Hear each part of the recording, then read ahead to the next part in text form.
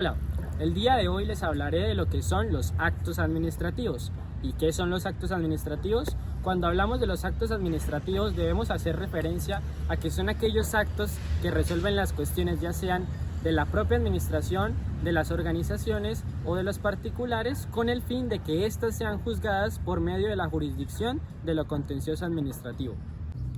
Para tener en cuenta los actos administrativos y teniendo también claridad en su definición, debemos tener muy en cuenta que ellos tienen elementos y características que los hacen propio de su naturaleza.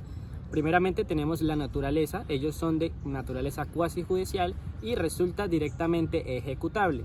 Segundo, este acto administrativo debe ser objetivo y se debe dictar mediante un procedimiento administrativo que la parte encargada se va a apropiar de ese tema con el fin de llegar al siguiente objetivo, que es la competencia.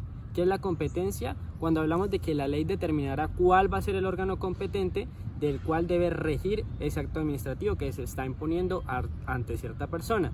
La causa o la finalidad, ¿qué es eso? La causa o finalidad es aquel objeto del cualquier acto administrativo con el fin de respetar el interés general y asimismo aplicarlo en el momento en que se está dando. Por último tenemos la forma y la notificación. ¿Qué es la forma? La forma es la actuación de la administración que está sometida a cierto acto administrativo y se debe realizar por escrito y en determinadas ocasiones. La notificación y publicación es el acto administrativo que se deberá notificar en las notificaciones y debe ser publicado teniendo en cuenta ciertos parámetros que se resaltan. ¿Qué es un hecho administrativo? Cuando hacemos referencia a lo que es un hecho administrativo, debemos tener en cuenta que son aquellos hechos o fenómenos o acontecimientos que no tienen nada que ver con la administración. Un ejemplo de eso sería si tenemos en un caso un vehículo que hace parte de la administración y si este vehículo atropella o arrolla, en este caso a alguien o él mismo se comete esa falta, no hace parte de la responsabilidad de la administración, pero sí genera efectos jurídicos. ¿Por qué?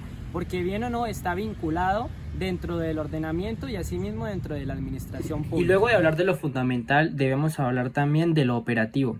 ¿Qué es lo operativo? Ahora vamos a hacer énfasis a las operaciones administrativas. ¿Qué son las operaciones administrativas? En este caso es este fenómeno jurídico que procede y consiste en ejecutar aquella decisión que se ha tomado por parte de la administración. Aquí hacemos referencia. Tenemos por un lado la decisión que se toma por parte de la entidad administrativa y procedente a eso debemos ejecutoriarla. ¿Quién se encarga de ejecutoriarla? Aparece en este caso esta figura que es la operación administrativa, que reúne todos los argumentos que tiene la decisión para así ejecutarla. Dentro de los ejemplos podría ser los decretos presidenciales, las resoluciones de los ministerios, los acuerdos municipales o las ordenanzas, también por parte del ente encargado. Esta figura solo opera simplemente con la ejecución inmediata de la decisión tomada por la administración. Dentro de eso tenemos un ejemplo que podría ser la terminación de una manifestación. ¿Cómo se hace la terminación de una manifestación? Por medio o vía de un acto administrativo y automáticamente, así sea con el uso de la fuerza, se termina esa manifestación, pero se generó previamente una decisión por parte del ente encargado. Luego de eso se procede a lo que es las operaciones administrativas y viene ya a resolver la decisión que se había tenido ya plasmada y asimismo argumentada con el fin de ejecutarla.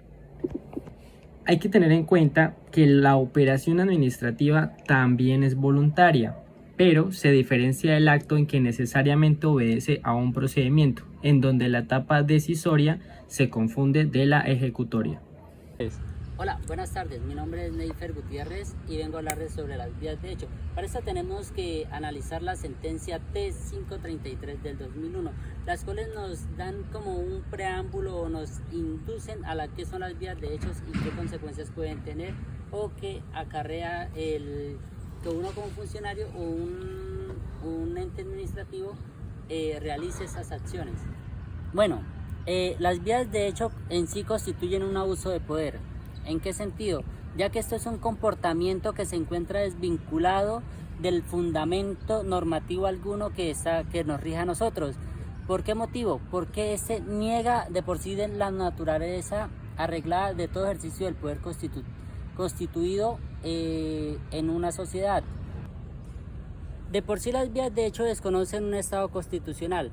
A excepción del constituyente originario, todos los demás poderes están limitados principalmente por nuestra constitución política. ¿Esto con qué fin? Con el fin de que en estos nuevos poderes se tratan derechos, valores y principios fundamentales que nuestra constitución protege.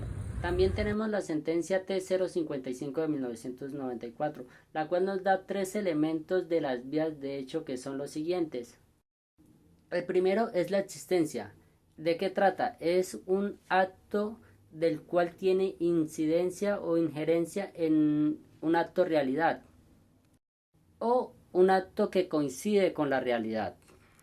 Posteriormente a esto tenemos la imposibilidad. ¿Esto de qué trata? Nos trata de que nosotros tenemos que analizar el acto desde un punto de vista meramente jurídico. Tercero, tenemos la violación. ¿Esto en qué hace referencia? Principalmente a la violación de un derecho fundamental que ese acto o esas vías de hecho afecten directa o indirectamente. Hay varios tipos de vías de hecho. Primero tenemos las vías de hecho por desconocimiento de la ley o de la norma o por el procedimiento o desconocimiento del procedimiento judicial. Las vías de hecho por consecuencia, vías de hecho por omisión del deber o vías de hecho por la violación de un derecho fundamental o de la Constitución. También tenemos la omisión administrativa. ¿Esto cuando se presenta? Principalmente cuando la administración tiene un deber que cumplir y ésta hace caso omiso a dicho deber. Hay que caer en cuenta que el deber que tiene que cumplir la administración tiene que ser jurídico para que caiga en términos de la omisión administrativa. Se preguntarán, ¿hay formas de reparar una omisión administrativa? Sí, hay formas. Primero está la reparación directa. ¿Esta cuándo se presenta? Se presenta principalmente cuando se le cause un prejuicio a un tercero directamente por la omisión de la administración, no porque cuando el perjuicio sea directamente causado a raíz de la omisión de la administración. También está la acción de cumplimiento. ¿Esta cuándo se puede presentar? Se presenta cuando hay una norma explícita que la administración no cumple. En esos casos se presenta este tipo de reparación.